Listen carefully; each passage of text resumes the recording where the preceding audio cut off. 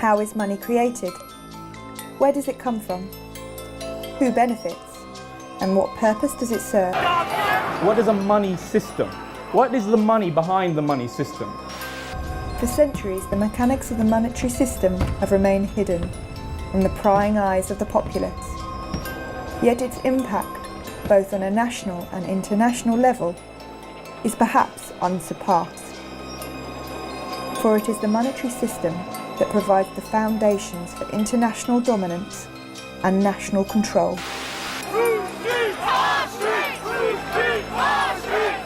Today, as these very foundations are being shaken by crises, the need for open and honest dialogue on the future of the monetary system has never been greater. This economic crisis is like a cancer. If you just wait and wait thinking this is going to go away, just like a cancer, it's going to grow and it's going to be too late. What I would say to everybody is get prepared. This is not a time right now to wishful thinking the government is going to sort things out. The governments don't rule the world. Goldman Sachs rules the world. We're on the verge of a perfect storm. In opposition lie corrupt and entrenched interests that lurk in the corridors of power, for whom there are no reasons to relinquish privileges they feel are justly deserved. Has he got a reform plan for the NHS? No. Has he got a police reform plan? Has he got a plan to cut the deficit?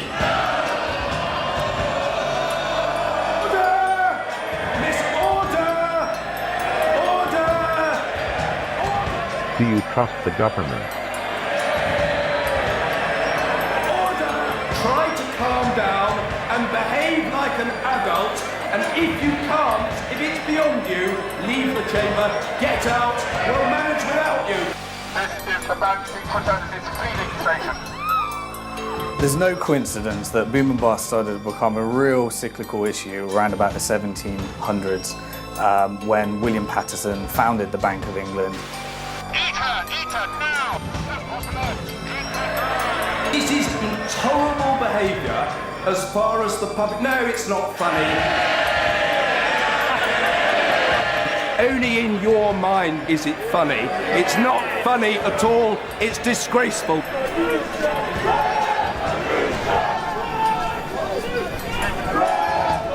The system is inherently unstable as a result of the international power it provides to the dominant parties. For at the heart of it lies the idea of, how can I get something for nothing? Statistical analysis has found that every time an empire begins to near its own demise, you'll find that its currency will be debased. There is no guide to how this whole system operates. To give you an example, a researcher at the BBC working on a Robert Peston documentary went to the Bank of England and said, can you give me a guide to how money is created? And they just said, no. This documentary will investigate and explain this ever-changing system and the impact it has, both on a national and international level.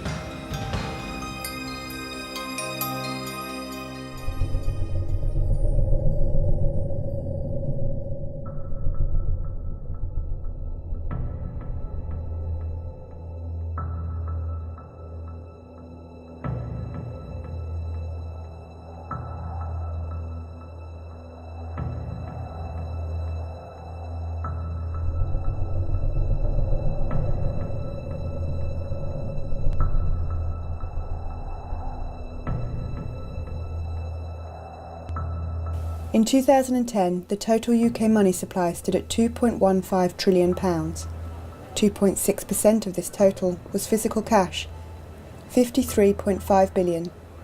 The rest, £2.1 trillion, or 97.4% of the total money supply, was commercial bank money.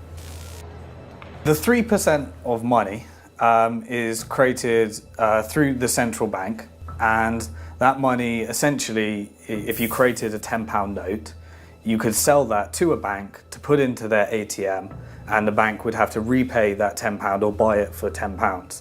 There'd be no interest charged on that money, but that money is then essentially transferred to the Treasury, and it's a form of fundraising for the government. It's called seigniorage.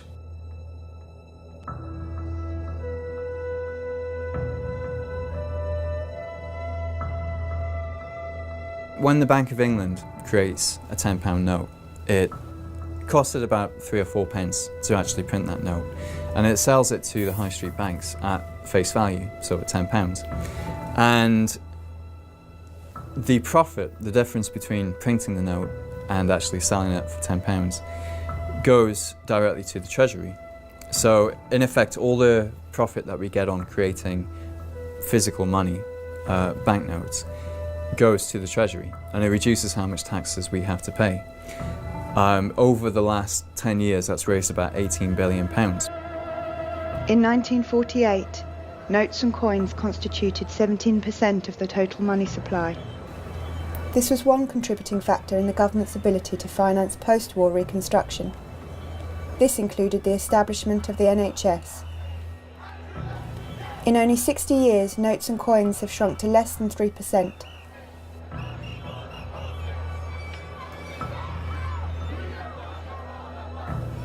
Prior to 1844, banknotes were created by private banks, and the government did not profit from their creation. Pre-industrialisation, there was multiple forms of money coexisting, and so the kind of rise of government-sponsored fiat money is a relatively recent phenomenon. In the 1840s, there was no law to stop banks from creating their own banknotes, so they used to issue paper notes as kind of a representative of what you had in the bank account. Instead of you taking your heavy metal coins out of the bank and then going and paying somebody with them, you could get your paper which said how much money you had in the bank, and you could give that to somebody and they could use that to go and get the heavy metal coins from the bank. Now over time, these paper notes became as good as money. People would use the paper notes instead of going and getting the real money from the bank. And obviously, as soon as the banks realised that what they were creating had become, the dominant type of money in the economy, they realised that by creating more of it, they could generate profits. They can just print up some new notes, lend it, and get the interest on top of that. And they did that, up until the 1840s. In the 1840s, they pushed it just a little bit too far, and that caused inflation. It destabilised the economy. So in 1844, the Conservative government of Robert Peel actually passed a law that took the power to create money away from the commercial banks and brought it back to the state. So since then, the Bank of England has been the only organisation authorised to create paper notes. Since then, everything's gone digital, and what we now use as money is the digital numbers that commercial banks can create out of nothing. The problem was that they did not include in that legislation the deposits, the demand deposits held in banks by individuals, or electronic forms of money, which essentially what those demand deposits are today. Most of the money in circulation is electronic money, and it's bank demand deposits that sit in our accounts. So in a way, the legislation needs to catch up with developments in electronic money and the way that banks actually operate. Money held in bank accounts are called demand deposits. This is an accounting term the banks use when they create credit. Banks follow the same process when they create loans. All money held in bank accounts is an accounting entry.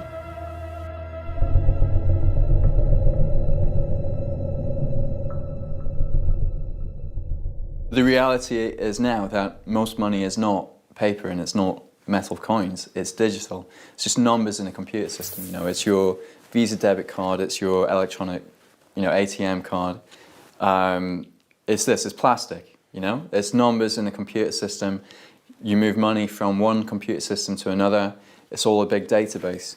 And this digital money is what we're now using to make payments with. It's what we actually use to run the economy. I think a lot of people in the UK probably think that the government or the central bank is in control of most money in circulation and issues new money into circulation, but that's not the case. It's private banks that create the vast majority of new money in circulation and also decide how it's allocated. The official terminology for this accounting entry is commercial bank money. When banks issue loans to the public, they create new commercial bank money. When a customer repays a loan, commercial bank money is destroyed. The banks keep the interest as profit. There's a lot of misconceptions about the way banks work. There was a poll done by the Cobden Centre where they asked people how they thought banks actually operated. Around 30% of the public think that when you put your money into the bank, it just stays there and it's safe. And you can understand why, because every child has a piggy bank where you keep putting money in, and then when it's a rainy day you smash it and you take that money out and you spend it. So a lot of people keep this idea of banking, it's somewhere safe to keep your money so that it's there for whenever you need it. The other 60% of people assume that when you put your money in, that money's then being moved across to somebody who wants to borrow it. So you have a pensioner who keeps saving money her entire life, and then her life savings have been lent to some young people who want to buy a house. But actually banks don't work like that.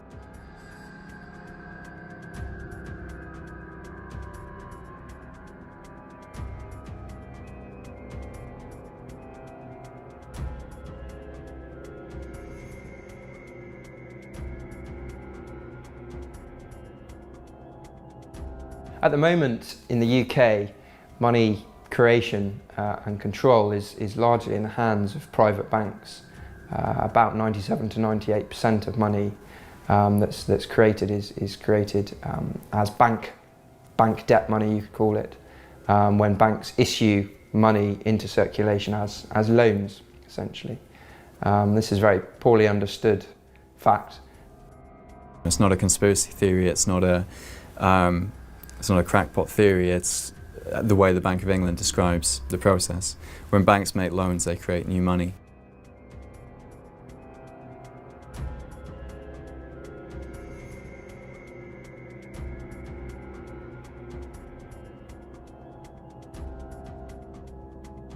A few economists will realise the way the money system works, but if you don't realise the way that money works, then you think that everybody saving is going to work well for the economy. What really happens once you understand the way the money system works is that if everybody starts saving, the amount of money in the economy shrinks and we have a recession. So most economists don't have this full picture. They don't understand all elements of the system. They rely on assumptions, on received knowledge, without actually going into the details. And money is the center of the economy. If you don't understand where it comes from, who creates it, and when it gets created, then how can you understand the entire economy?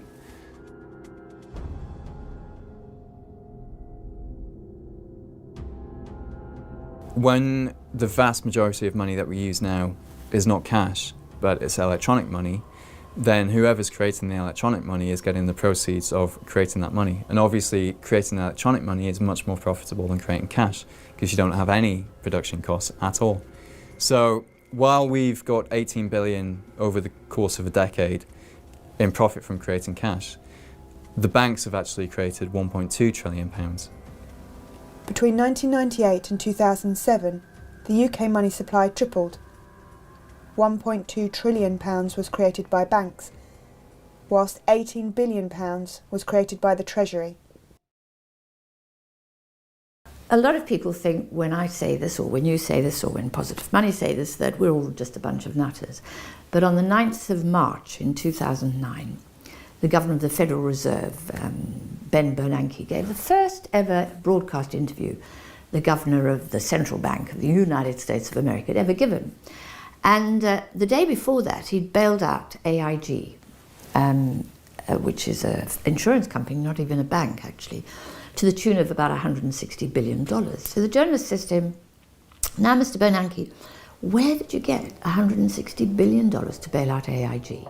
Is that tax money that the Fed is spending? It's not tax money. The banks have accounts with the Fed, much the same way that you have an account in a commercial bank. So to lend to a bank, we simply use the computer to mark up the size of the account that they have with the Fed. So it's much more akin, although not exactly the same, but it's much more akin to printing money than it is to borrowing. Banks create new money whenever they extend credit, buy existing assets, or make payments on their own account, which mostly involves expanding their assets. When a bank buys securities, such as a corporate or government bond, it adds the bond to its assets and increases the company's bank deposits by the corresponding amount.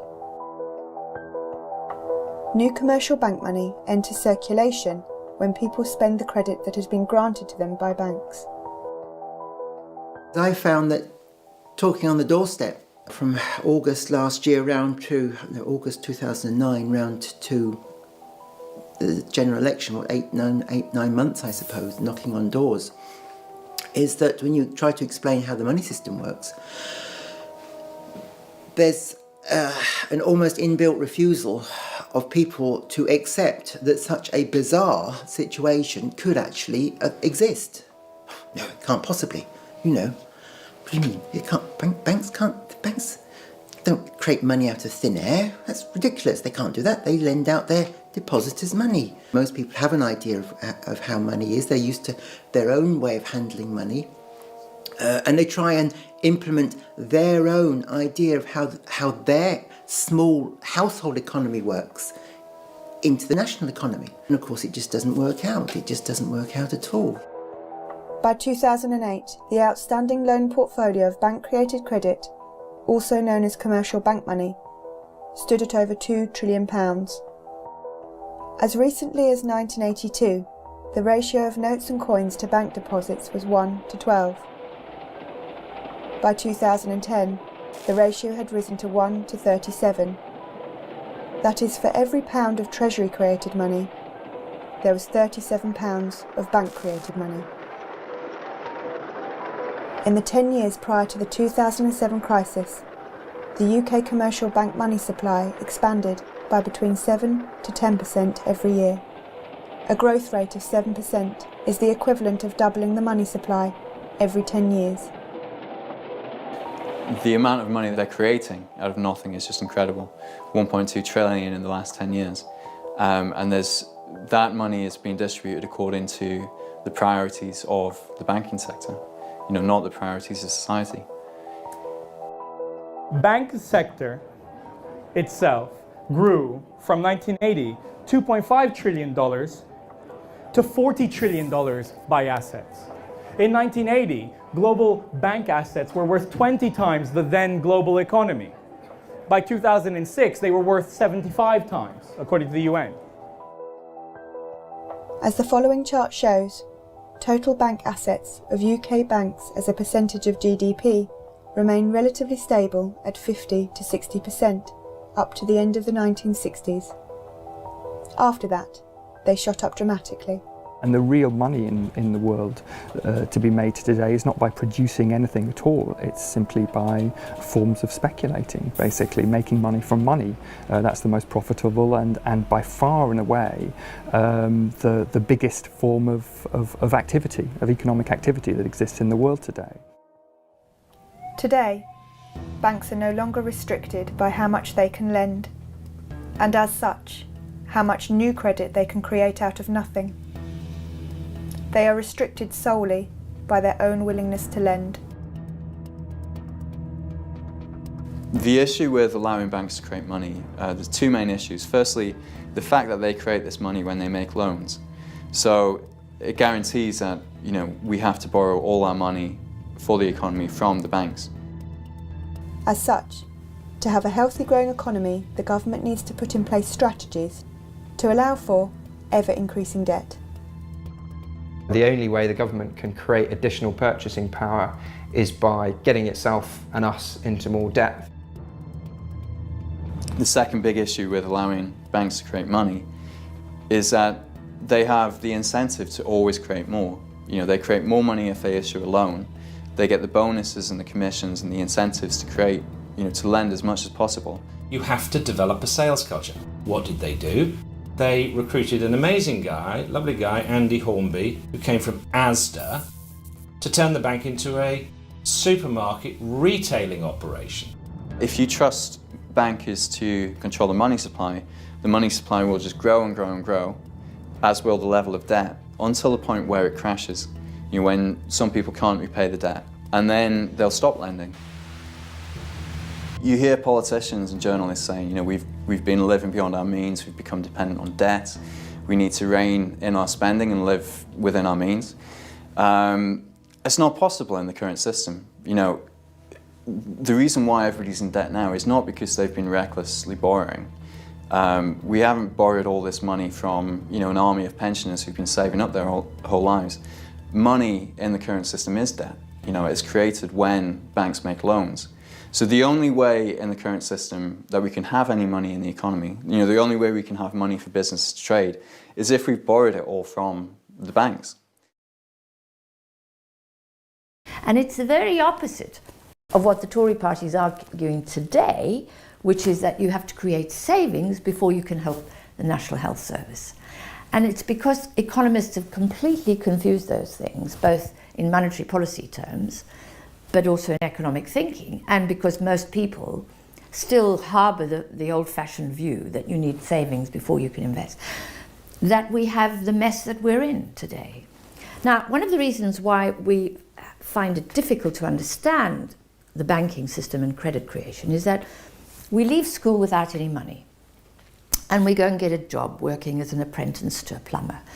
We work really hard all month, and at the end of the month, somebody puts money in our bank. And so for us, the logic is you work and then you get money, you get savings. In reality, you would never have got that job if credit hadn't been created in the first instance. It's a really important conceptual misunderstanding, and it isn't something that the public just are guilty of. Economists don't understand this stuff. Money doesn't come out of economic activity. A lot of people I've come across as kind of assume that if you've got businesses and you've got people doing things, that somehow money somehow emerges out of the process of people doing things, making things and growing things and selling things and producing things, that somehow money just emerges. It's not. It's like oil in a car. You have to put it in.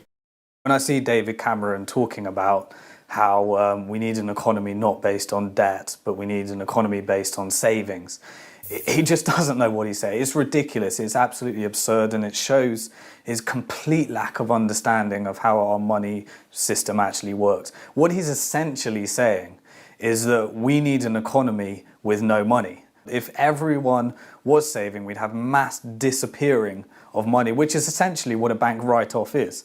Essentially, is people defaulting on their debt, which essentially is just money disappearing.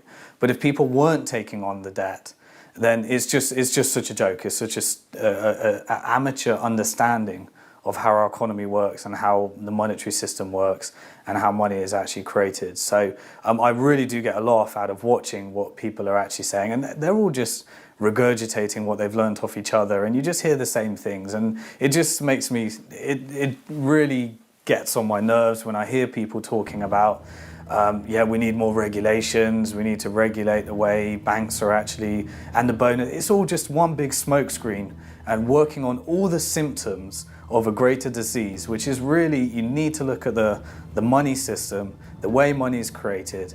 And if we don't want any debt, then we're essentially saying we don't want any money and we want a moneyless economy with the exception of the 3% that's created debt-free. It's a paradox under the current system. If we, as the public, go into further debt, then that's going to put more money into the economy and we're going to have a boom. When you have a boom, it's easier to borrow, so people get into even more debt.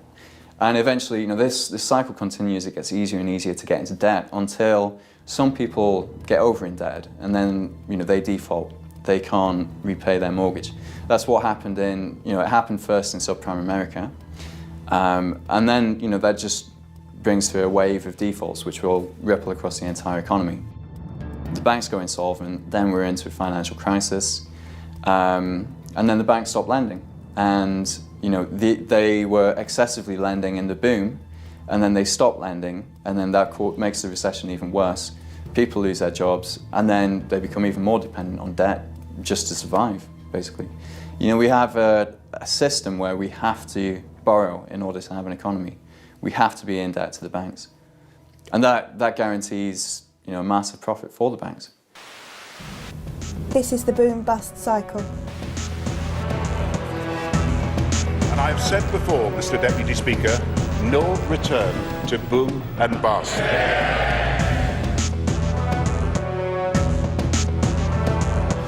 Net bank lending must forever increase.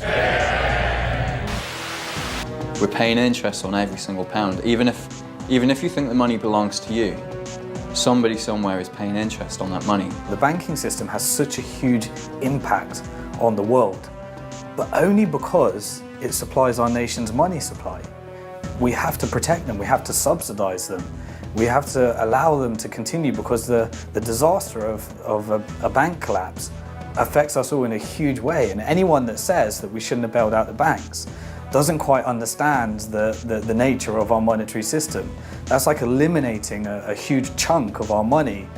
But also, bailing out the banks is perpetuating a system which is never going to work anyway.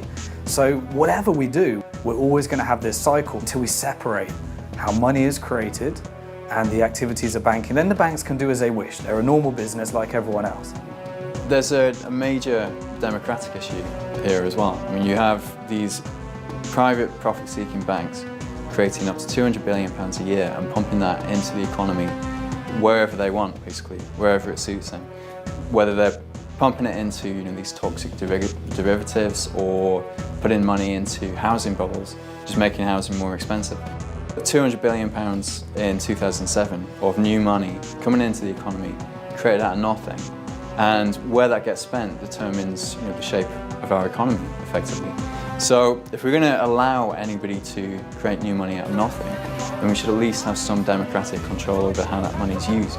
I mean, would we rather have had that money used for healthcare, to deal with some of the environmental issues, to reduce poverty, or would we rather have it to make houses more expensive so that none of us can afford to live in a house?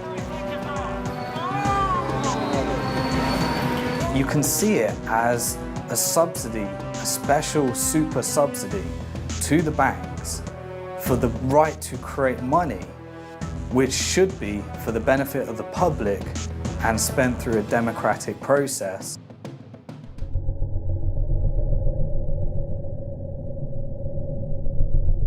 There's also another form of money, which is effectively an electronic version of cash, and it's a type of money that the commercial banks use themselves to make payments between each other. The high street banks don't want to be carrying around huge quantities of money because it's dangerous and it's inconvenient and it's expensive. You have to hire security guards for that type of money. So what they do is they pay each other in what is an electronic version of cash, which in the industry is known as central bank reserves. They keep this electronic cash in accounts at the Bank of England. But as a member of the public, you can't access this electronic cash. You can't get an account with the Bank of England. What they do is they effectively sell this central bank money to the banks. And they do this by creating it out of nothing and using this money to pay for bonds, to buy bonds from the high street banks. So the high street bank will come along with a bond which is, effectively government debt, and it will give it to the Bank of England, and in return the Bank of England will type some new numbers into the bank's account at the Bank of England. So effectively they're creating central bank reserves out of nothing. The Bank of England creates central bank reserves by increasing the available credit in the settlement bank's account with the Bank of England. The settlement bank in return posts bonds or sells assets as collateral for the reserves. A total of 46 banks hold central reserve accounts at the Bank of England. Smaller or foreign banks hold accounts with one of these 46 banks to allow them to accept or make payments in pounds sterling. Prior to March 2009, the Bank of England would ask each of the major settlement banks how much reserve currency they needed. The settlement banks would then swap a bond for the reserve currency and agree to repurchase the bond for a specific amount at a specified future date. The settlement banks would then receive interest at base or policy rate for the central bank reserves they held. Since the crises, settlement bank central reserves have shot up dramatically.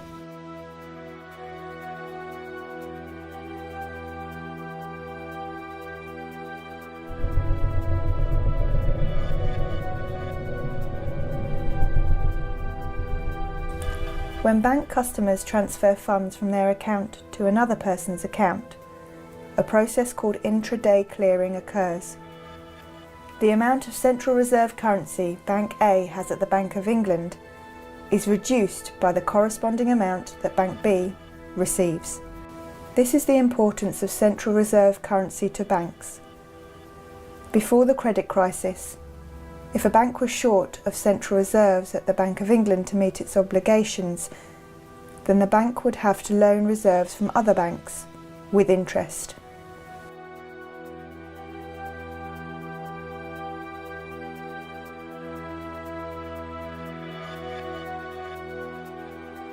If you sell something on eBay, you know that that deal's not complete until you get some money put into your account. You know, most people actually want to see the money in their account before they're happy to close on a deal. Now the banks are pretty much the same, but they want to see the money in their account at the Bank of England before they consider a deal complete. So for example, if you're buying a house from somebody who banks with a different bank, then what'll happen after you spent $250,000 on a house is you'll tell your bank to transfer some money to the house seller's bank. And what the bank will do is actually instruct the Bank of England to move $250,000 from their account at the Bank of England to the bank of the house seller. And that money will actually move across between the accounts at the Bank of England. When that money is moved across, then the banks will consider that that payment has been made, you know, it's been settled. They don't really deal in the kind of money that we have in our accounts. They deal in this special money that can only be used at the central bank. There are millions of people across the country, all transferring money to each other using only a few major banks. These banks can keep a tally on their computer systems, and usually many of the movements cancel each other out at the end of the day. The 5 major banks, RBS, Lloyds, HSBC, Barclays and Santander, hold over 85% of all deposits. As there are a limited number of banks in the system, the central reserve money can only be moved around them in a closed loop. The money is just circulating through the system over and over again. And if you think about it, a £1 coin could be used to make £1 billion of payments if it was circulated 1 billion times. And that's effectively the system that you have now, is you have a small pool of real money that's just going round and round the system, and it's being used to make a huge quantity of payments on our behalf. Just before the crisis, there was only £20 billion in the accounts at the central bank. If they don't have enough of this central bank money, then effectively they can't make payments. And if that happens, then pretty quickly the entire system seizes up. So the Bank of England has the responsibility of making sure there's enough of this money in the system. The requirements for banks to hold a specific amount of reserves has changed many times since 1947. At that time, banks needed to hold a minimum ratio of 32% of reserves, cash, or treasury bonds to deposits. In 2006, the corridor system was introduced, in which banks could set their own reserve targets each month. The rules changed again in March 2009, when the Bank of England introduced quantitative easing. Quantitative easing, in effect, gives settlement banks the central reserve currency for free. The central reserve currency is what is referred to as the real money in the fractional reserve model. But the fact is, banks can have as much of this as they want, and central reserve currency itself is a form of fiat money, which is backed by nothing. As a consequence, there is no longer a meaningful fractional reserve.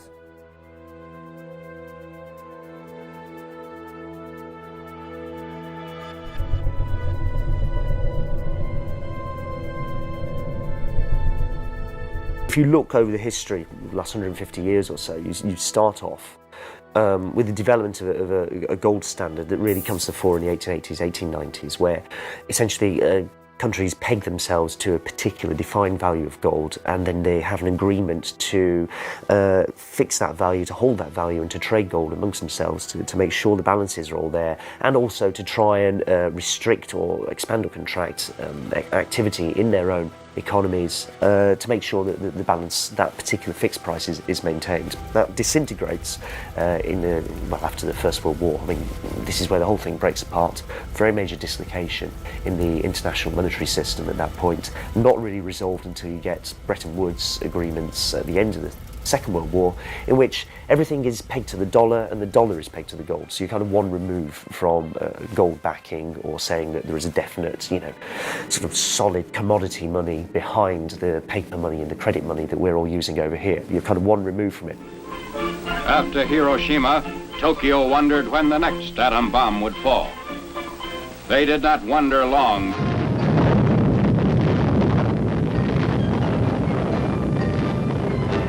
In 1944, at Bretton Woods, the US and the UK began to negotiate how to govern the world economy, the world monetary system, and came up with the World Bank and the IMF and a series of other institutions designed to manage the global currency. And there was still a gold standard, but this gold standard was going to be tied to the dollar. All of the world's gold had moved from London to Fort Knox, and all of the world's currencies were tied to the dollar. This system was designed to manage the sorts of imbalances, to avoid credit crunches, or for countries, the credit crunches are known as balance of trades deficits, i.e. when they can't pay their bills and their currency collapses. The currencies were managed, and the system was stable, as long as the Americans played the role of oversight. Now, who knows the great story about how that all came to an end? So the quantity of money that was needed to pay for the Vietnam War, that's exactly what I was trying to get at. Oil shocks was another one. That meant that the Americans were no longer respecting their role or playing their role governing the monetary system. They were inflating the value of their own currency, but ostensibly it was meant to be tied to gold and to every other currency. So what did the French do? The French were a little bit worried that President Nixon wasn't entirely honest. And they were worried that precisely what we described, that Nixon was printing money when he shouldn't have been, was going on. And they were worried there wasn't enough gold to honor the exchange rate of the French franc. So they sent a gunboat to New York Harbor to ever so politely ask for our gold back, please. Did they get their gold back? Go on, guess. They didn't. And the Bretton Woods system came to an end. And this is the point at which we enter the modern era of the financial system.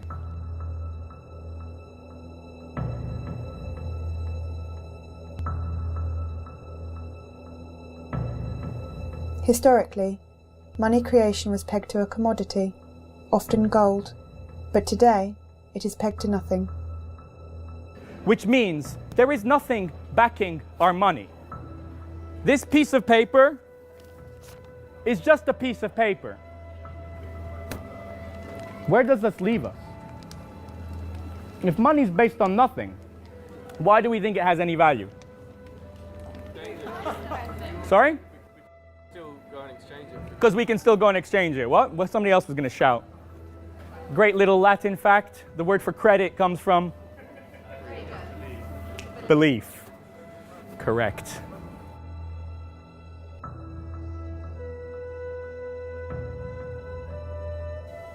Since the collapse of the dollar gold standard in 1971 and the deregulation of the financial system, money creation has grown exponentially. The World Economic Forum meeting in Davos at the present time have called on a need for the credit within the economy, the global economy, to be expanded by $100 trillion, 100 trillion US dollars. A trillion is 12 noughts, so 100 trillion, if you want to imagine, is a 1 followed by 14 noughts. They believe this credit expansion will create a boom, because there is now more money in the economy with which to make investments. It's fascinating the emergence of digital currencies, how it's transformed everything really, because it just completely unleashed private banks to dominate and create the money system that works for them and works for the people who run private banks. If we want a growing economy, under the current setup, we have to have growing debt. You can't, this is something that very, very few people really understand, especially not the politicians who are managing the economy, which is a scary thought.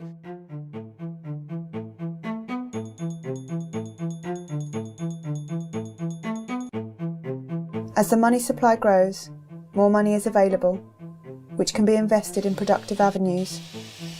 However, it can also be used to gamble and drive up asset prices.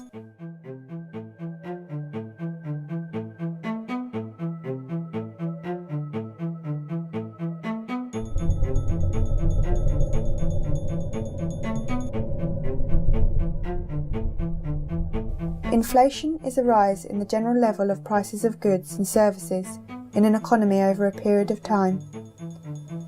When the general price level rises, each unit of currency buys fewer goods and services. As the money supply grows and there is more currency available, more money is available for investment, which can lead to growth. But more money is also available for purchases of goods and speculation, which leads to inflation. Essentially, inflation is what happens when too much money is chasing too few goods and services. So there's too much money for the actual output of the economy. In the 7 years between 2000 and 2007, the money supply doubled, and the banks, the central bank, the Bank of England in this time, was under the impression that they had it under control because they were saying, prices aren't going up that much. Of course, they were only looking at prices in your local corner shop. They weren't looking at the price of housing, and housing is, the biggest expenditure that most people will make.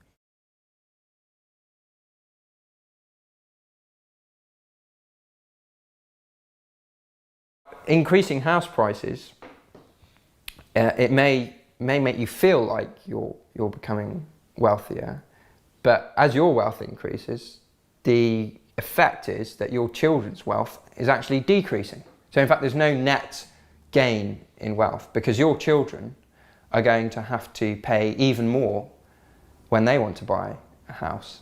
So in effect, there's no kind of net increase. They're going to have to earn even more. They're going to have to go into even more debt. So the rising house prices do not create additional net GDP value to the economy. Actually what they do is they redistribute wealth towards those people who already have houses, i.e. wealthier people, and remove it from poorer people who can't afford to get on the housing ladder. So it's another example of a very regressive policy, actually, to allow house prices to simply inflate. It makes everybody feel kind of like things are going well, and people spend more money on other stuff. They take equity out of their houses, but it's not creating new jobs. It's not enhancing the quality of the economy. It's not helping our balance of trade. It's not helping the public deficit. It's a zero-sum game. As of August 2011, 85.5% of consumer bank lending was secured as mortgages on dwellings. If you have somebody creating money that can only be spent on one thing, which is housing, then the price of that thing is going to go up. Between 2000 and 2010, they created over £1 trillion of new money, £500 billion just in the 3 years before the crisis. That's why house prices went up the way they were. There's nothing special about houses. It was just all this funny money being pumped into that market. If money is spent into the economy, into a lot of money goes into houses, for example, into mortgages, that's an increase in the amount of money in the economy without a corresponding increase in activity, in output, in GDP. It's non-GDP based spending. That's what causes inflation, and in the UK we've had it in spades We've had, this massive housing boom, and the main cause for the housing boom, in my opinion, is the huge amount of speculative credit created by the banks to go into houses. If houses were cheaper, they would be easier to build, more of them would be built. There would be less huge houses with hardly any people in them. London would not be the centre of a kind of very rich speculative orgy where all the richest people in the world want to get a property in London because it's seen as a great asset. Houses would be seen as places to live primarily rather than places to invest.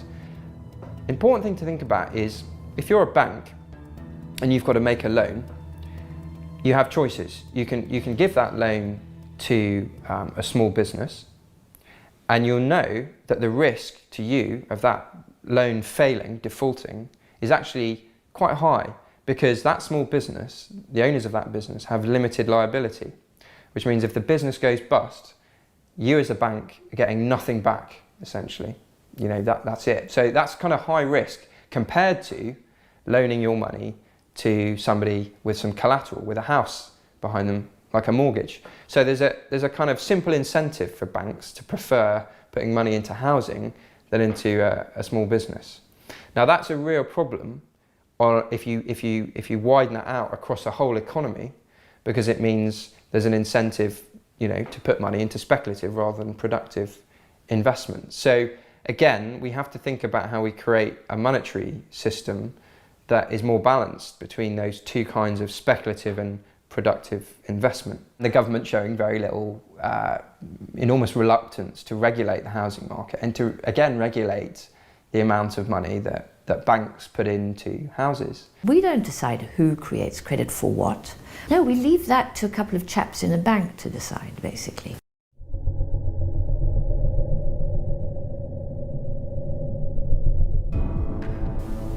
A bubble occurs when there is very high inflation in the price of a specific good or service over a short period of time. The idea of the tulips and their relevance is that we saw the first ever financial bubble and crash. The craze for tulips, black tulips being a mythical ideal of what somebody could genetically engineer through cultivation after many generations, became a mania in the Netherlands in the 1630s. What they didn't realize was that many of the very, very rare patterns on tulips were caused by a virus and weren't genetic at all. But they traded in them, to the extent that tulip bulbs got to the point where they were worth 10 times the average annual salary of a person working in the Netherlands. There was a futures market in tulip bulbs because obviously you plant them now, but you don't know what's going to come out of the ground. So we see already 400 years ago that a money system or a financial system is not something that exists in the abstract, somewhere out there in the ether, but something that was to do with states, power, trade, and how they interact with each other. Unlike tulips, which are a disposable luxury, houses are both a necessity and a luxury, and as such, they are ideal as a vehicle for money and bubble creation.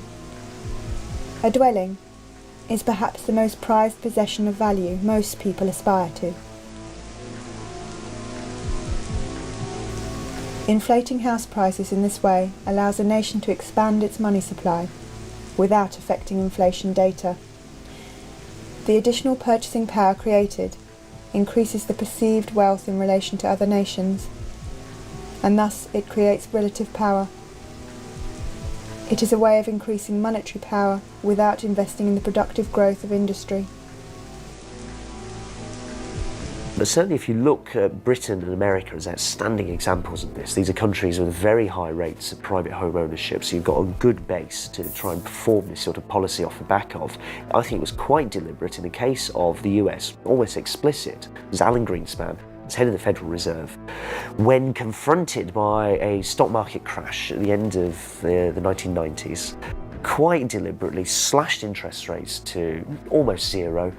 Everyone can borrow very, very cheaply. In particular, it's very easy to borrow against a house because this is an asset and it's potentially something that a bank can say, well, okay, we're not just lending you money unsecured, you actually do have a house, and that's great because we can repossess it. They won't tell you this when you take the mortgage, but they can do this. And that bubble is then what fuels expansion, such as it is inside the US and inside the UK, where something similar takes place for the next decade or so. I think it's also a reflection of an underlying weakness of these governments, that they simply lack the will and possibly the ability, but I think it more comes down to a will to challenge financial markets, to challenge big capital and say, we're going to do something different now, and you're going to have to go along with it because we've been democratically elected and you lot frankly haven't, and we have a mandate to do this and we're going to make this happen. Just remember, it's all part of the plan. What are you yapping about? You voted for it. In Holland, or in the Netherlands, what we had over a period of trying to get independence initially from Spain and trying to raise money to get an army to free themselves was financial innovation. They innovated public lotteries to get money together. They had public subscription. This was the idea that led to the idea of public shares, a piece of the action that anybody could invest in. That meant that something like 2/3 of the population was investing in tulip bulbs by the 1630s. After independence, these instruments were applied to financing expansion. Why was such a small country able to hold its own against so much bigger countries, for example, Spain and Portugal, that had the benefits of their empires for over a century in respect of the Netherlands? Why could they compete? On what resource basis? Well, they had a more efficient, a more involved, and a broader-based financial system with these instruments that they'd innovated that allowed them to bring more money to bear at one point than anybody else more quickly. Incredible, but true.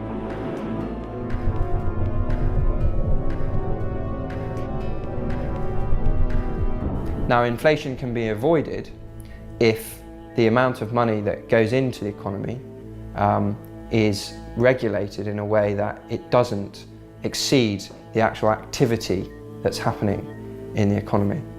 Now, the best way to do that, in my opinion, is to make sure that money is issued into the economy only for productive investment, for productive goods and services. So money goes in to help a small business start up, which creates jobs, which creates additional purchasing power, which means there's no inflation.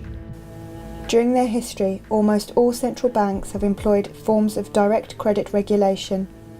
The central bank would determine desired nominal GDP growth, then calculate the necessary amount of credit creation to achieve this, and then allocate this credit creation both across the various banks and type of banks and across industrial sectors. Unproductive credit was suppressed. Thus, it was difficult or impossible to obtain bank credit for large-scale, purely speculative transactions, such as today's large-scale bank funding to hedge funds. The World Bank recognised in a 1993 study that this mechanism of intervention in credit allocation was at the core of the East Asian economic miracle. There's all sorts of things that governments have done in the past, very successfully in a number of cases, and often not unsuccessfully in this country, but the examples that spring to mind, like South Korea, Japan, often in East Asia, where governments have been quite targeted about how they're going to rebalance the economy and picking sectors and deciding where the investment should take place. I think that has to start happening in the UK because we're in a demand-side recession rather than looking at a crisis of supply. You have to have a system where credit is put into productive avenues, where credit is put into building high-speed rail links, where credit is put into building houses rather than giving people money to inflate the price of houses. So it's quite simple, really, in that way. The current system is simply set up not to do that, basically. The creation of money by private banks for non-productive usage causes real inflation, and as such it is a tax on the purchasing power of the medium of exchange.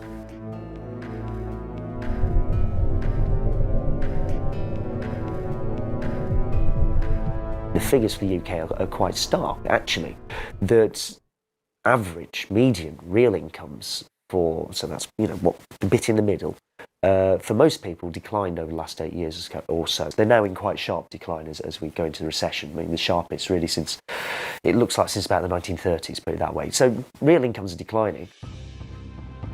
Bank-created fiat currency allows the private banks to suck wealth from the economy, and over time results in a gradual decrease in the standard of living. As people become poorer, they become even more dependent on debt. And this at a time when efficiency and machination have improved dramatically. You know, if you go back to the 1960s, and we were expected we were looking forward to an age of leisure. What they were talking television programs saying, what's people going to do with all their spare time? You know, and now we've got more people working harder than ever, spending more than ever, which looks great. You know, everyone's spending more. Everyone says, oh yeah, you know. But if you're not actually benefiting from what you're spending, if you're having to spend the money on childcare costs, on commuting costs, you know, and so forth, you know, the costs that people didn't in the past used to have to pay, because, you know, you could walk to work and, you know, one member of the family was able to stay at home and be a permanent homemaker, then you're not actually any better off. You know, everyone's under such enormous pressures nowadays, you know. I am conscious that, say, my 4 nephews and nieces are facing difficult times. Just going to find themselves having to work, you know, very hard just to keep a roof over them, just to get a roof over them, just to keep a roof over their head. People are getting poorer in real terms. It's because prices are always going up, because all this new funny money is being pumped into the system by the banks, and they're creating it all as debt. So at the same time as prices are going up and things are getting more expensive, we're getting further and further into debt, and you know, our wealth and the return that we get from actually working is getting less and less all the time. I mean, you can't deal with poverty when you have a financial system and a money system that distributes money from the poor to the very rich. Any distribution that you try and do in the opposite direction is, you know, it's effectively pissing in the wind. If you look at issues like, you know, increasing inequality, one obvious way to tackle inequality is to have, say, for example, a redistributive tax system. You know, you tax the rich, you give some money to the poor, you move a bit of money down the scale. That's all very well, but if you completely overlook the fact that there's another redistributive system which is taking money from the poor and giving it to the rich, then you're not really going to tackle this inequality. And the way a debt-based money system works, it guarantees that for every pound of money, there's going to be a pound of debt. Now that debt is typically going to end up with, you know, the poor, the sort of lower middle classes. Those people end up with the debt, and they end up paying interest on that money, which then goes back to the banking sector and gets distributed to the people working in the city or in Wall Street. And what this system does overall is it distributes money from the poor to the rich, essentially. Distributes money from, you know, the poorer regions of the UK back to the City of London. And it also distributes money from all the small businesses, you know, all the little factories around the UK, and distributes that money back into the financial sector.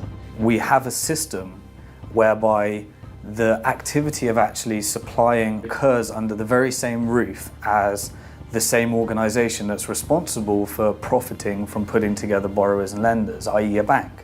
So a bank creates our nation's money supply as well as making loans for profit. The government cannot allow the banking system to fail, because if it did, over 97% of all money would disappear. This is why, in the event of a crisis, the risk is transferred to the taxpayer. But even during normal times, banks receive numerous guarantees and benefits beyond the right to create money. Bill, by the way, I know the Bank of America is a very big bank. It happens I've got $32 there myself. Now, just between us, what assurance do I have that this money is safe? Well, all deposits up to $10,000 are assured or insured by the federal government in Washington. That's my guarantee? Huh? Yes. Have you heard that the federal government is about $280 billion in the hole?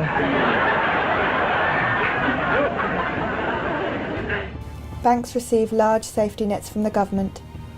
The taxpayer guarantees £85,000 as deposit insurance, and the Bank of England provides liquidity insurance in case a bank runs out of reserve currency.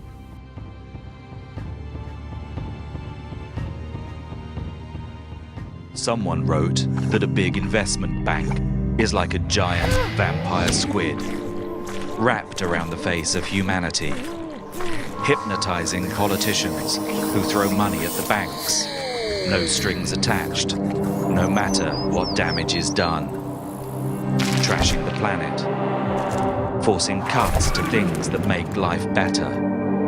Goodbye schools, goodbye playgrounds, goodbye jobs. The bankers that we bailed out then gave themselves bonuses that were bigger than the first wave of public spending cuts. Britain alone gave the banks more money than it cost to put a man on the moon, 6 times over. Where did our money go? Who let the banks get away with it? Why? Can vampire squids ever be useful? No government yet is brave enough to tame them. Perhaps they need a plan.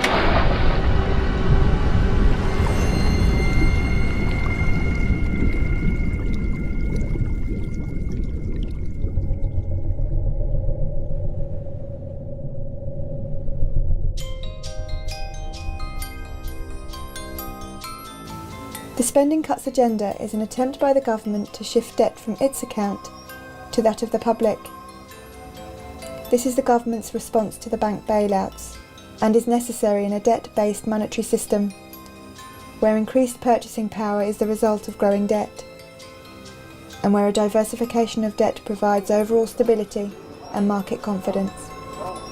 Policies such as student fee increases and the privatisation of public services, assets and industry follow the same model. The problem we're facing, I think, is that there's this transference from the public debt to the private debt, which is essentially a way of transferring risk, actually, away from sort of UK PLC and the government onto the heads of individuals, and it's going to be the most vulnerable individuals who are going to have the most debt. Thus, it's a very unprogressive, regressive policy framework that the government's embarking on, where the risk is moved onto those who are most vulnerable. And if there is another financial shock, if there's an oil shock, for example, the people who will pay the penalty are the poorest people in society. Or homeowners, for example, who will fall into negative equity if interest rates go up even 1 or 2%, there'll be really big problems. So I don't think it's a sensible way forward at the moment at all, and it's regressive, and it's certainly not fair in the terms that the government's talking about, and it's certainly not a case of we're in this together. As more of a country's resources and industries are privatised, the private sector takes on more debt. As a result, more money is created, and there is a boom. Some private equity companies have taken this theory to the extreme, engaging in a practice known as a leveraged buyout, where a company is purchased at an often inflated price, and the purchase price is transferred to the business as a debt. The company becomes responsible for the funding of its own purchase. These debts are often so great that the company needs to reduce staff, salaries, and research activities. When you have to factor interest as a business, if you have to factor interest repayment into your goods and services, then you have to charge a perpetually higher price as you take on more and more debt. An increase in the diversification of debt results in an increase in the money supply.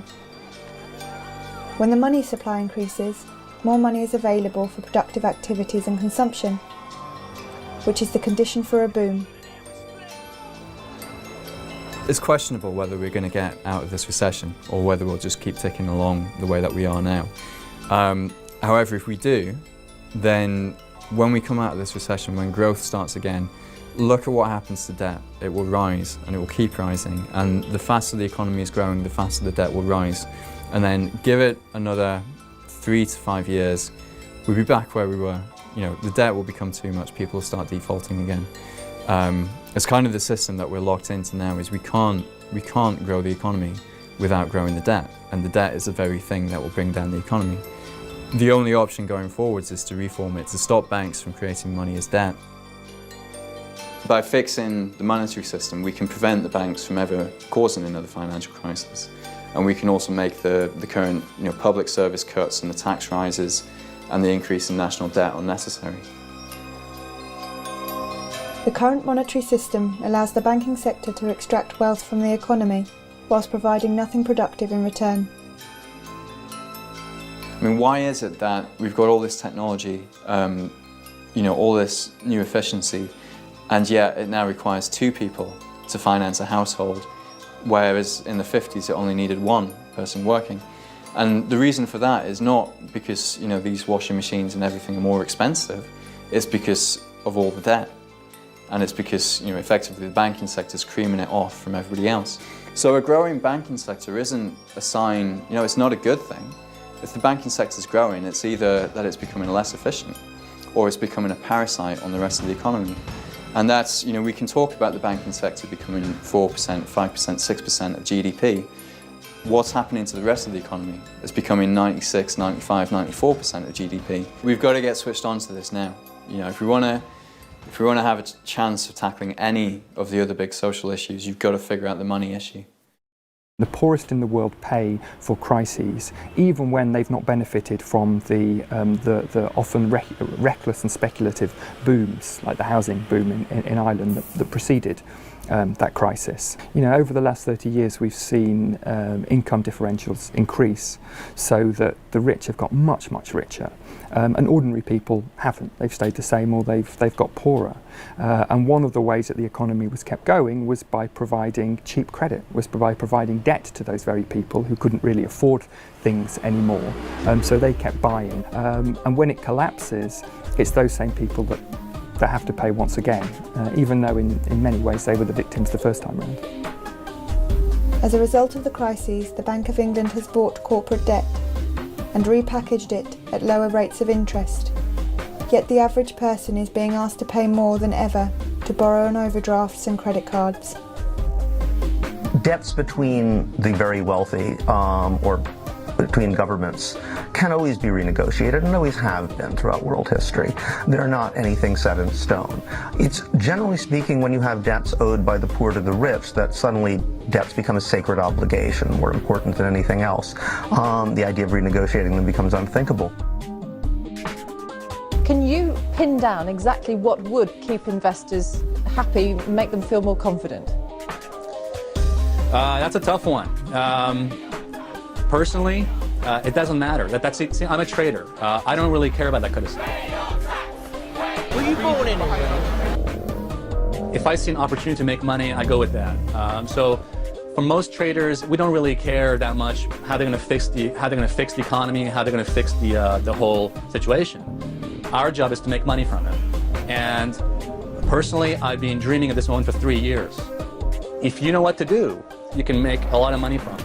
I had a confession, which is I go to bed every night, I dream of another recession. I dream of another moment like this. I dream of another recession. I dream of another moment like this. You can make a lot of money from this. Bruno, Virginia hurt somebody real bad. You ought to hate her. The way in which you can look across Europe now and see that the new Prime Minister of Greece, not elected, essentially imposed, Papademos, former employee of Goldman Sachs, the new Prime Minister and Finance Minister of Italy, Mario Monti, former employee of Goldman Sachs, the new President of the European Central Bank, former employee of Goldman Sachs. It's quite, you kind of see these people popping up absolutely everywhere. That's the way to change what we have. Take all power and all freedoms away from the people and collect everything into the hands of one small group with absolute power. From the people, without the people, against the people. What's been interesting out of all this, I suppose, is the question of democracy that's been opened up very starkly in Europe, that you have a government of bankers essentially imposed on you. It's bankers who more or less got us into this mess, to put it rather crudely, but that's a good first approximation to it. And then you say, okay, bankers are the people who are therefore going to get us out of it, and incidentally they're going to run your country now. There's a serious question of democracy that's opened up here. By the way, the banking crisis drove more than 100 million people back into poverty. The mortality statistics of people who go into poverty rise hugely for a whole range of reasons. So the banking crisis isn't just about becoming poorer, it was about killing people as well. And guess what? We haven't really got to the bottom of it. We never held anybody to account, and we haven't done the radical reforming job that we really needed to do, because we mistakenly thought if we destabilise the position any further, it'll make matters worse. And guess who took the decisions? All the people who were there in the first place. I think you ought to know that the business of one of these businessmen is murder.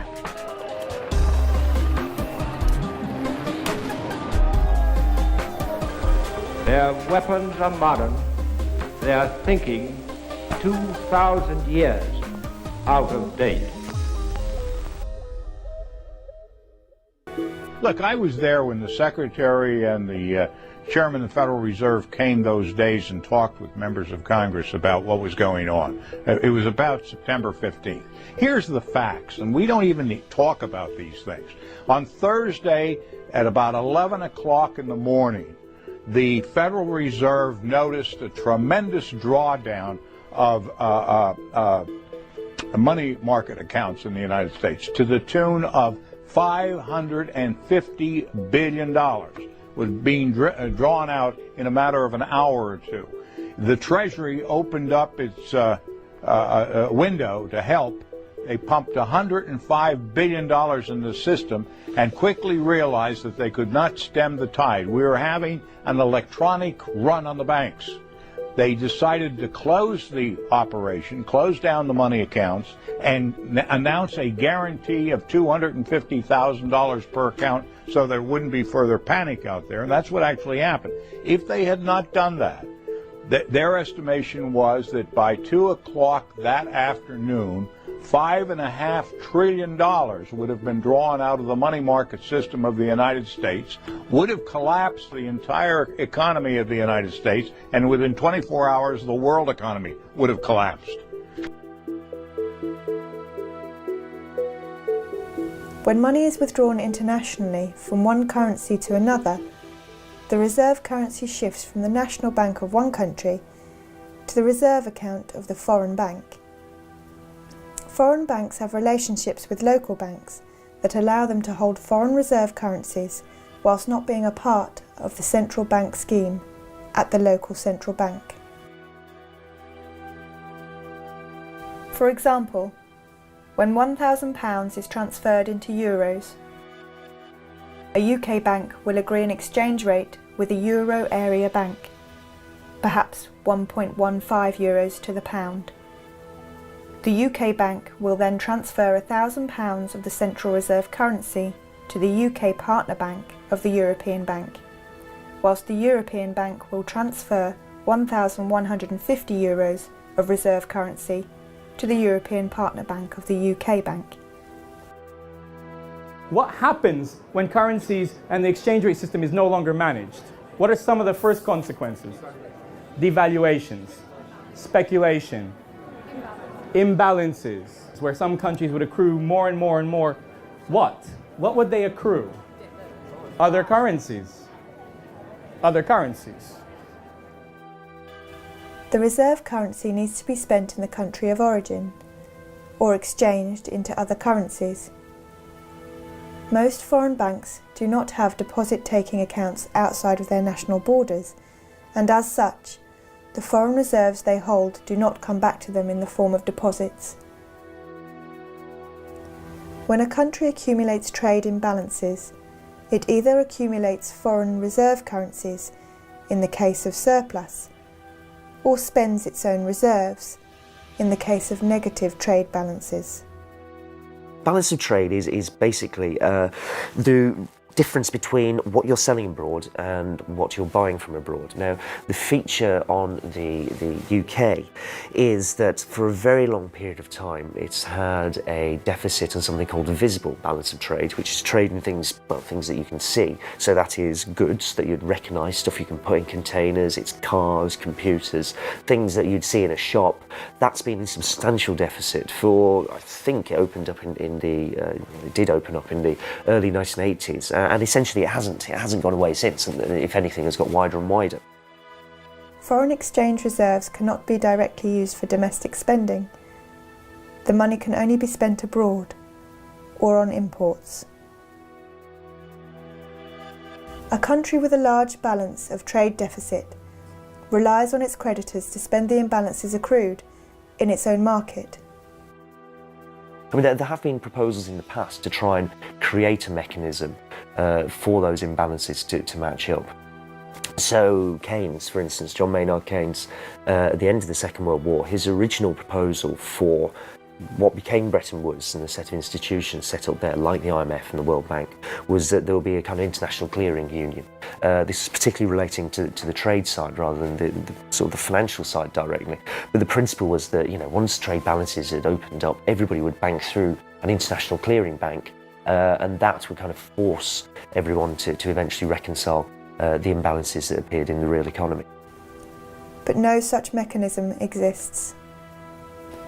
The accumulated net trade imbalance for the UK is around £800 billion.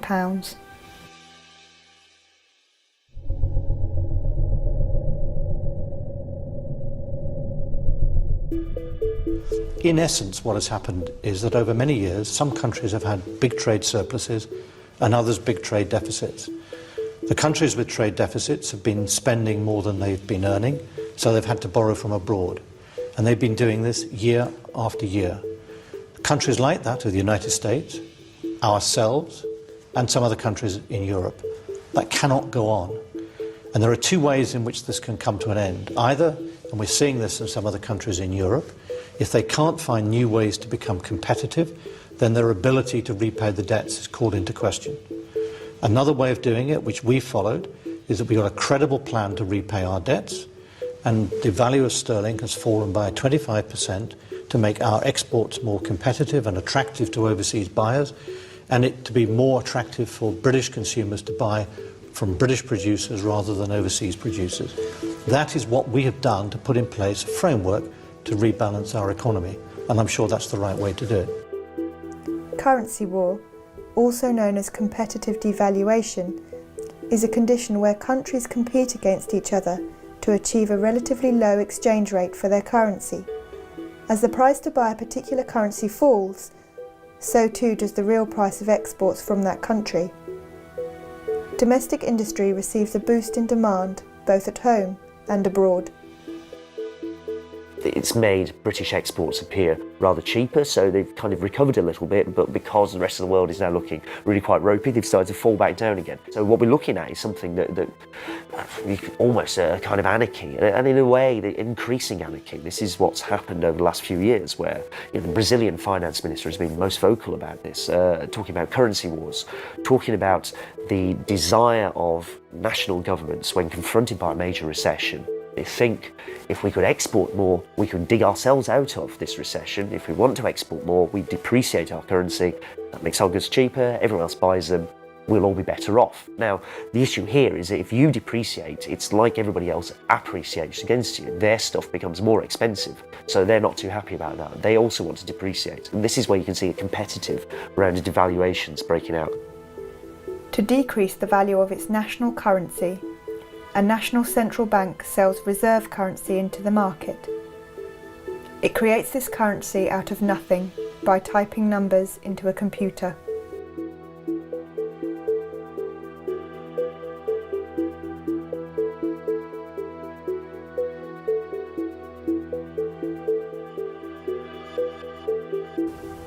During the long phase of commodity money, the exchange rate would depend on the amount of gold, silver, or copper contained in the coins of each country. Similarly, after the advent of paper money and the gold standard, The exchange rate depended on the amount of gold a government promised to pay the holder of the banknotes. These amounts did not vary greatly in the short term, and as such, exchange rates between currencies were relatively stable. After the Second World War, currencies were pegged to the dollar, and the dollar was backed by gold. This system came to an end in 1971. So, we have a modern financial system where money is now chaotically organized. There is no exchange rate because there's no gold standard system to sustain. So we don't need it. In fact, we believe the market will resolve all of the problems of exchange. Whether your currency should be worth more than mine is a reflection of your economy relative to mine. And if that changes, the currency and the exchange rate can change. And if we need that to happen, it'll happen magically by the efficiency of market and profit seeking, and you guys know the rest, I think. A currency's value in relation to another currency is determined by the market. If more people want to buy a currency than sell it, its value increases. If more people want to sell, its value decreases. The value is set by individual banks. As they buy and sell currencies, they will adjust the exchange rate. In the last study I read in 2007, each day on currency markets, $3.2 trillion are traded each day. Who knows what the global GDP is? 50. Again, Brucey, higher. 60, that's closer. The point is, think about that exchange happening every single day. There's about 260 business days a year.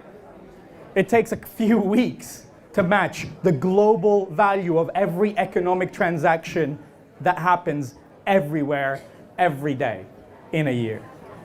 And it takes a few weeks. Obviously, all of us trade currency fairly regularly. If you go abroad, you exchange into another currency. That's a form of currency trading. You're swapping your pounds into whatever, euros or yen or whatever it might be.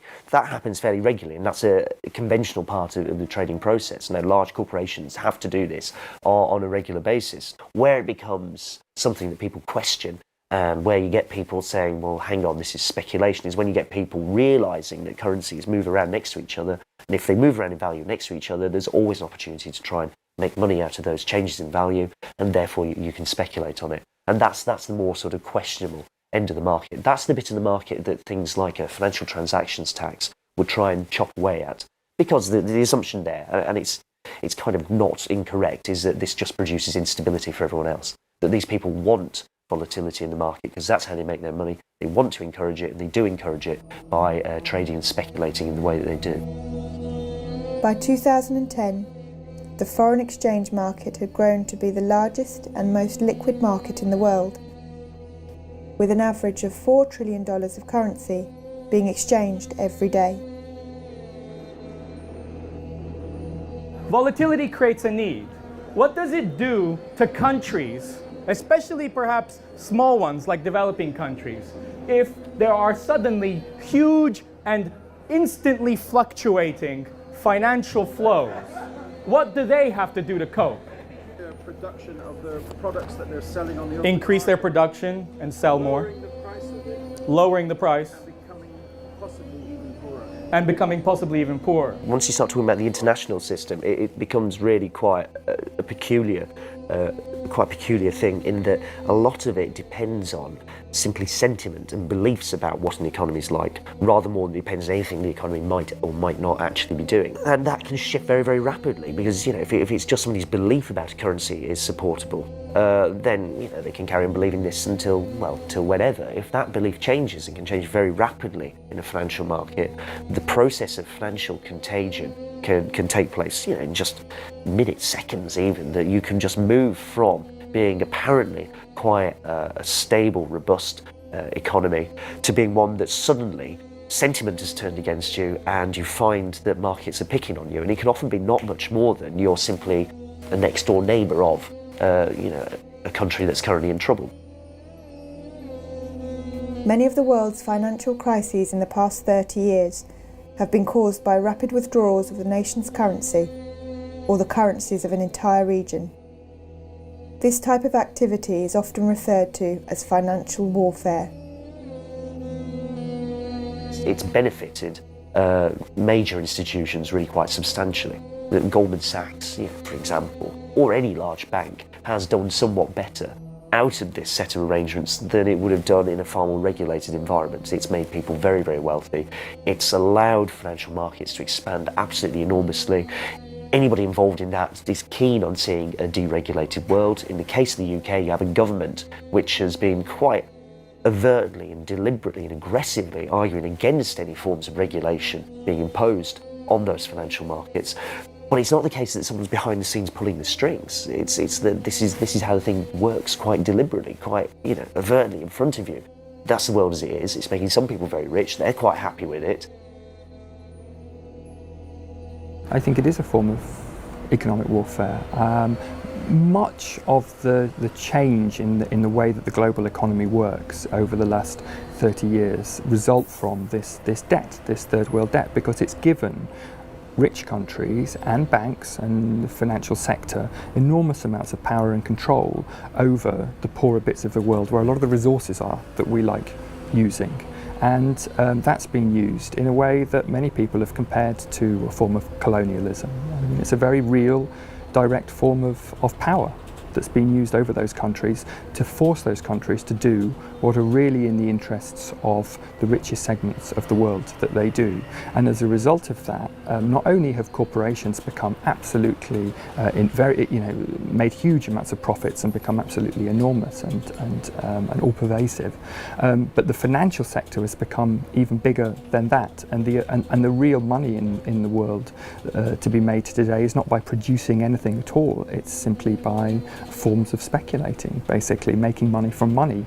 That's the most profitable and by far and away the biggest form of activity, of economic activity that exists in the world today. To protect themselves, vulnerable countries need to accrue currency from rich countries, who create these currencies out of nothing. The Netherlands' first Governor General of Indonesia, the man who built the trade routes, fortified them.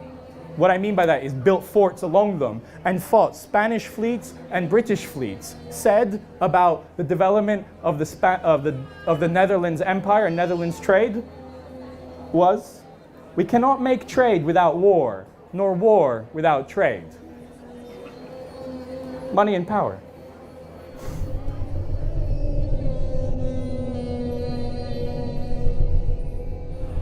So reserves have become the way in which you can insure yourself against what? Speculation. You said speculation. Speculative attack. Fall in the market. Fall in the markets. Bubbles. When a country succumbs to a speculative attack, it is asked to deregulate its markets and conform its financial system to that of the dominant party. The big problem that's faced by most developing countries who got into a debt crisis was that they were told by the powers that be in the world, the International Monetary Fund, which is in many ways governs the global financial system, that the way to get out of debt actually is first of all to restructure your economy, especially to increase your exports so you're earning more dollars, and then you can pay off your debt, which is normally in dollars or some other foreign currency. Unfortunately, time and time again that was proved to not be the case at all. Actually, countries cut back their public spending to the bone, so they stopped growing, they stopped having any potential for growth, and what they did produce was aimed at the export market, was aimed at creating dollars and so on. So they were paying off their debts, but they weren't developing their own economy at all. They were paying far more in debt repayments than they were spending on health or education or anything else, and their debts just kept getting bigger and bigger and bigger. The country becomes a vassal state, allowing large corporations to exploit its natural resources and workforce.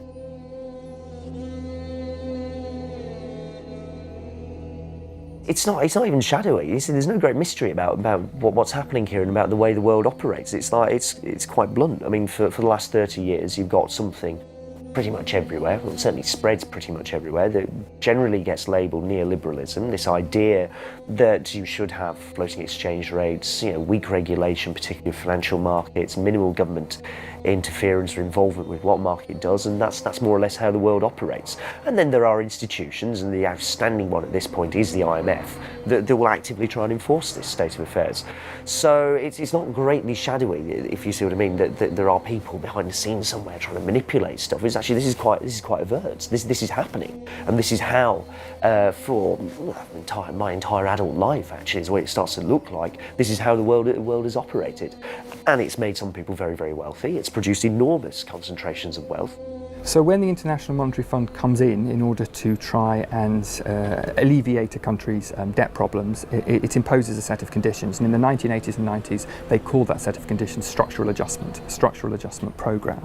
And it tends to take very similar forms wherever it happens. And indeed, we can see structural adjustment programs in essence happening today in countries like Greece and Portugal and Ireland, where countries are instructed to decrease the amount that they spend on the public sector. They are instructed to liberalise their trade market and liberalise their capital market, so money can much more easily come in and out of their economy. And the idea is that this will encourage investment to come in from richer parts of the world, and that all of their problems will be solved from this investment. And in actual fact, this has proved time and time again to be completely without foundation. In actual fact, what happens is it destroys fledgling industries and capacities in these developing countries, and developing countries become completely dependent on goods and services from developed countries, and also from capital from developed countries. One of the things the International Monetary Fund is very keen on is telling countries to lower the taxes that should be paid by multinational corporations when they come and operate in a country, because then you'll encourage more multinational corporations to come in. Of course, what it also means is the profits that are made by those multinational corporations leave the country just as quickly, and the country itself doesn't benefit. And today you have many developing countries which have got almost no tax base. They've not developed a tax base at all, and so they're even more dependent on international capital markets, on the money markets, on creating debt. And that's why you have so many countries in the world that have really been robbed of their sovereignty. It's very difficult to see how democratic societies can evolve or function when actually a government is more dependent on the diktats of the International Monetary Fund and the money markets than it is on their own people.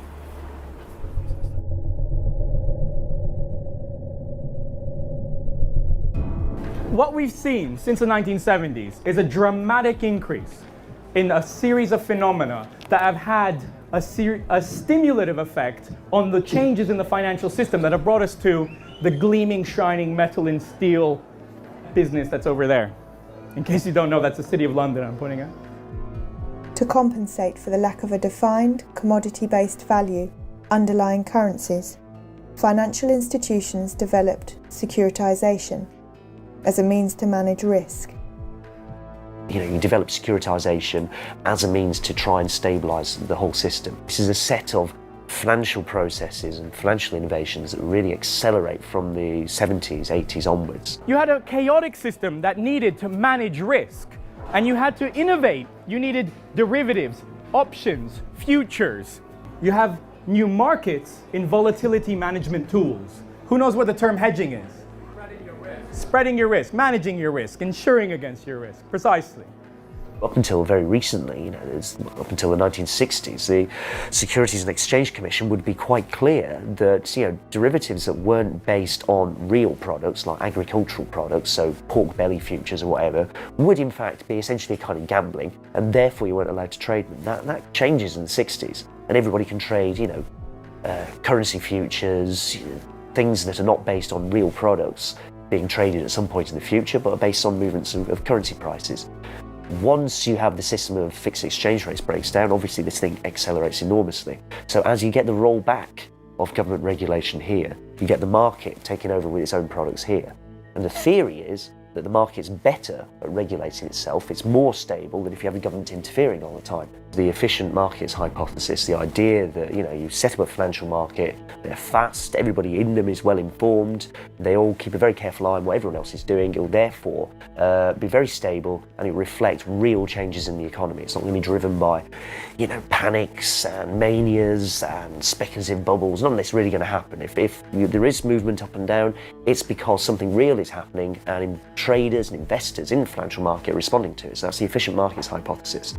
The practice, and I think what you see in 2008 is the kind of end of that process. The appearance of a crisis so major, the belief that it will simply be self-stabilising and self-regulating really can't carry on. I mean, the practice carries on anyway, but you can't really argue in the same way that you used to, that it's good or it's necessary or this is okay for the world. In the last decade, we had a new innovation, something called the credit default swap, a way of buying insurance against the company you've invested in going bust. And in 2002, they were worth in total less than $1 trillion. In 2007, they were worth $60 trillion. That's 5 years. Everybody's suddenly sitting there and thinking, oh, these CDOs we've made don't in fact provide the kind of stability that we thought. The maths that's inside of them is complete nonsense, it turns out. There's far more risk attached to trying to securitise risk and securitise debt in the way that we have done this than we thought, and we think these things are now worthless. The attempt to get more and more complex ways of regulating and shaping a financial market and trying to make a quick buck out of it as well actually helped produce the opposite effect to what its kind of apologists said, which is that it led to a spectacular crash. What we saw as a result of this very different situation was one phenomenon above all, one sector above all grew, and that was the financial sector. While the financial sector benefits enormously from the current monetary system, the system is neither stable nor fair. The assumption in what the Bank of England does right now is that the cash that we hold is backed up by government debt. The government can back up its promises by the fact that it can tax the public. So what they're implying is that cash is backed up by government debt when government debt is backed up by the ability of government to get cash from the public. Time and time again over the last 30 years, we've seen private debts being transformed into public debts, and ultimately the price of that debt is paid by the public in the debtor country. This is why spending cuts are necessary. The system is designed to make certain people very rich at the expense of a nation's citizens and taxpayers.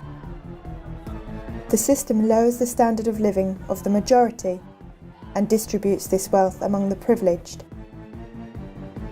So what we're left with is a financial system since the early 70s that has no fixed exchange rates, that suddenly has increasingly open financial borders, that has central banks having to manage without having any control because there's nothing here where the gold used to be. Chaotically, they have to ease quantitatively. They have to lend as a lender of last resort. Throughout history, monetary systems were designed to give the dominant international power an advantage, and this power is fiercely defended and expanded on.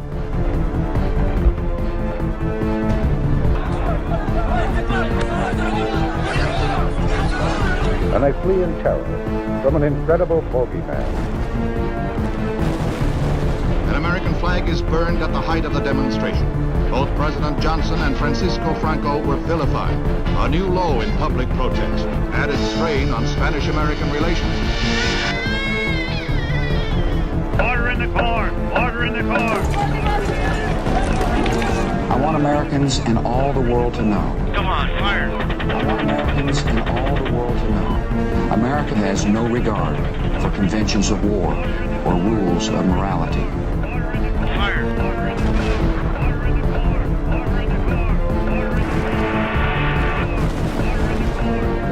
Objection overruled!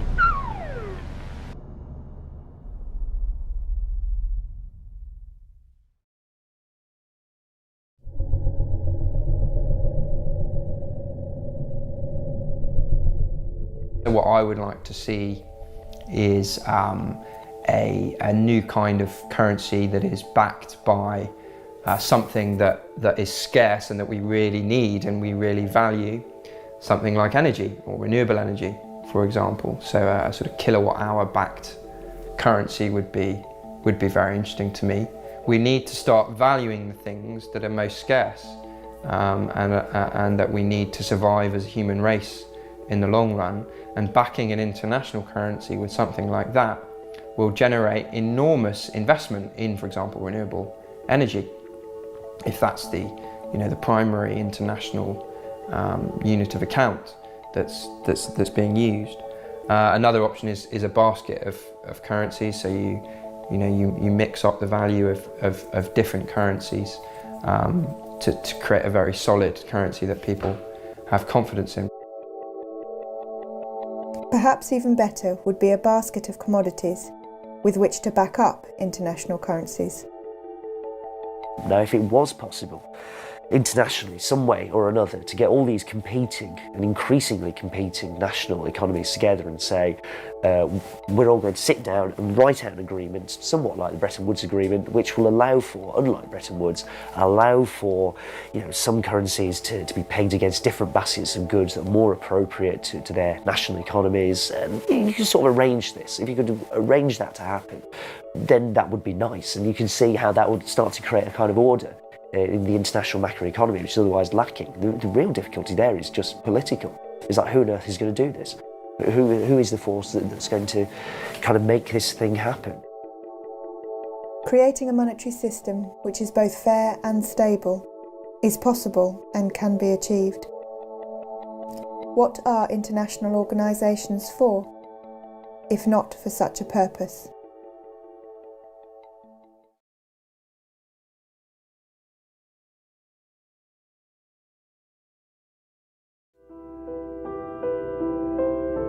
This is George. George worked in a big bank in the City of London. But one day, without warning, George's bank went bust. Luckily, the government rescued the bank and George kept his job. But the greedy government wanted something in return for their help. They demanded a higher tax on George's salary and bonus. For someone with a high-cost lifestyle like George, a shock like this can be devastating. Now George struggles to afford the rent on his riverside apartment in central London. The tyres on his Aston Martin are wearing thin and are barely road legal. Unless George's situation improves, or unless someone like you helps him, then George may even be forced to walk past the next Savile Row tailors and buy his suit from Topshop or Next. Even if George had anything to celebrate, he can no longer afford the champagne to celebrate with. George is not alone. Countless others are suffering like him, and no one knows how long it'll be until the good times return. But with your help, George can turn his life around. A simple monthly donation from you can bring a bit of sunshine back to George's life. Just £395 will help him celebrate minor achievements with a magnum of Cristal champagne. As little as £900 will help George buy a new set of tyres for his Aston Martin. £2,000 can help George recover his self-esteem with a suit from a prestigious Savile Row tailor. But even a small amount will help. Just £200 will buy a meal for George and his girlfriend Experience. Just £200 extra will buy the drinks. By adopting a banker, you won't just be supporting someone like George in a time of need. You'll also be supporting the trendy wine bars of the City of London, the luxury car makers of Italy, and the tailors of Savile Row. You'll be doing your patriotic duty to support Britain's greatest industry in its time of need. And when the good times return and George gets his bonus back, the taxes he pays will help fund the public services that the rest of you scroungers depend on. So please, until the good times return for George and those like him, will you give today?